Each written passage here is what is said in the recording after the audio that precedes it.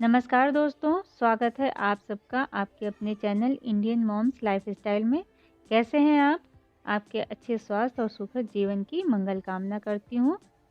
दोस्तों, आज मैं आपको एक स्पिरिचुअल पौधा तुलसी के बारे में जानकारी दे रही हूँ।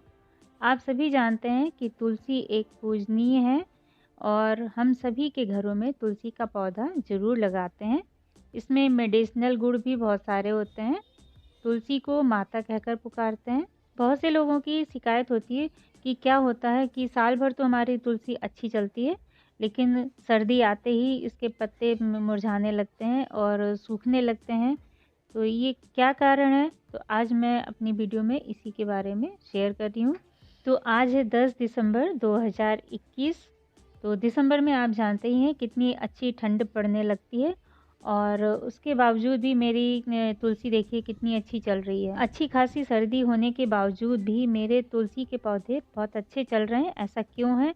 इसका क्या कारण है? तो मैं आज यही आपके साथ शेयर कर रही हूँ कि कैसे पौधे को लगाना है, कितना पानी डालना है और क्या फर्टिलाइज़र देना है, जिससे कि हमारी तुलसी सर्दियों में भी हरी भरी और बुशी बनी रहे, स्वस्थ रहे।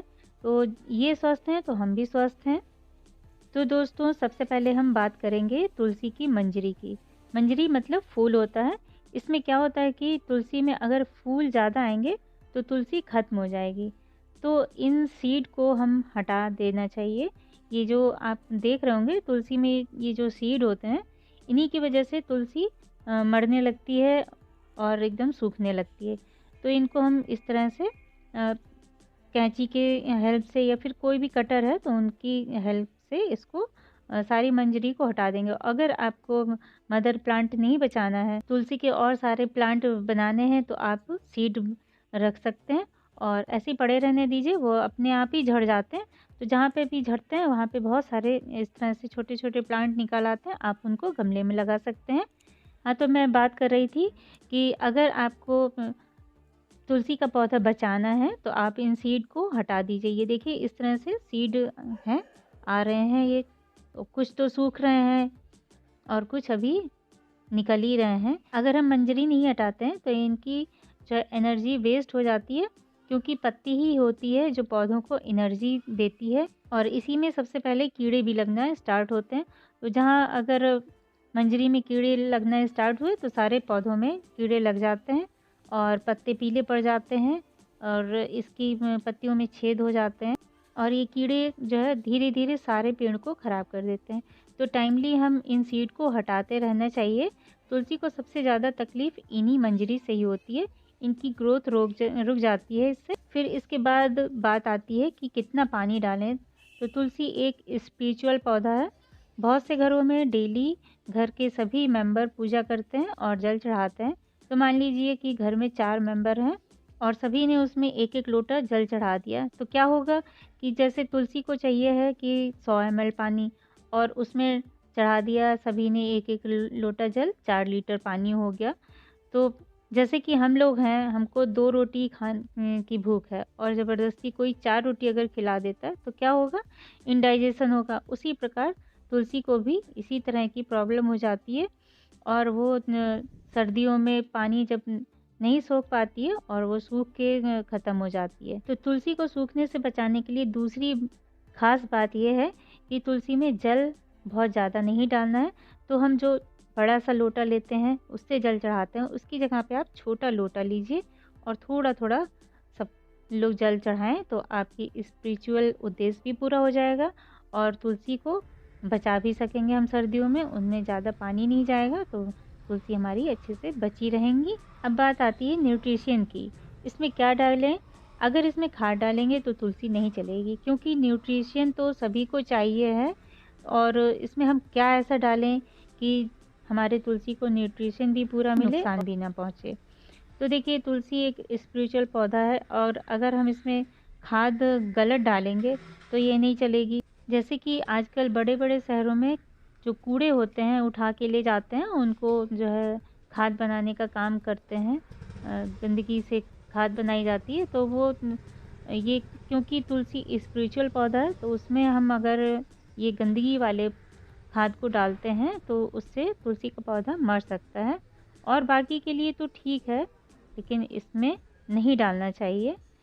तो जैसे कि हम लोगों को सर्दियों में स्वस्थ रहने के लिए कई चीज़ें जैसे खाते हैं, गरम चीज़ें, तिल के लड्डू, सूंठ के, अलसी है, तो उसी तरह से तुलसी को भी स्वस्थ रखने के लिए vermi compost, leaf compost, iron dust और कैल्शियम का पाउडर डालना चाहिए। और हम इसमें जो चाय की पत्ती होती है, घर में जो हम चाय बनाते हैं, उससे जो चाय की पत्ती निकलती है, उसको धो के और सुखा लीजिए, उससे भी अच्छी खाद बन जाती है।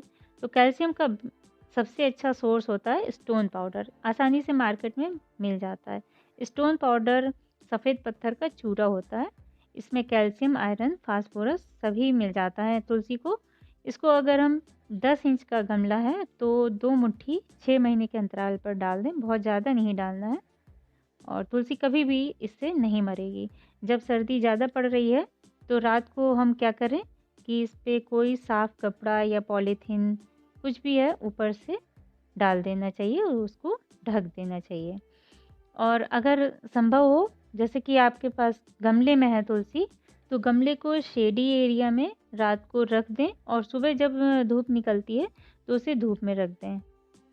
क्योंकि जो रात की ओस होती है और दिन में जो ठंडी ठंडी हवाएं चलती हैं, इनसे हमको तुलसी को बचाना चाहिए। तुलसी को इसी से ही नुकसान पहुंचता है।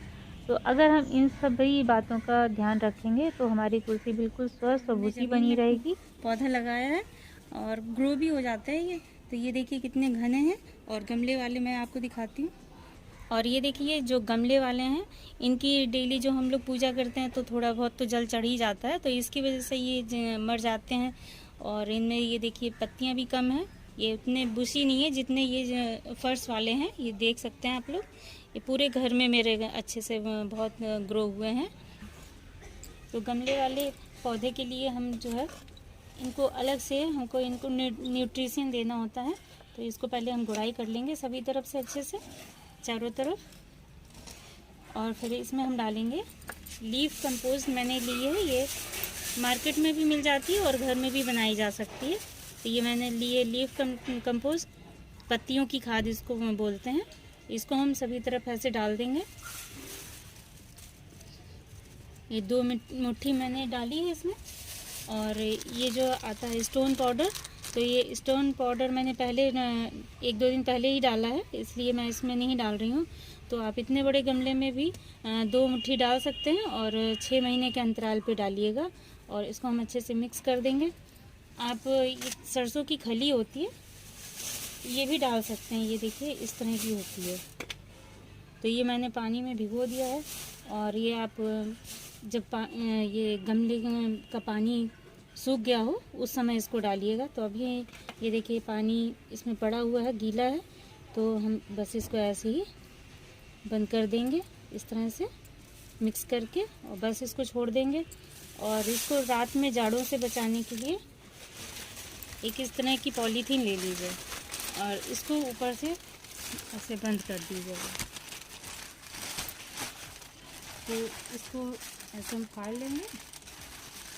या अगर प्लेन है आपकी तो आप इसको स्टेपलर से इस तरह से कोन बना लीजिए, जैसे आइसक्रीम का कोन होता है, और इसको ऐसे डाल दीजिए। क्योंकि डेली तो संभव नहीं है कि हम इसको अंदर ले जाएं, शेडी में रखें, तो इसको हम ऐसे डाल सकते हैं।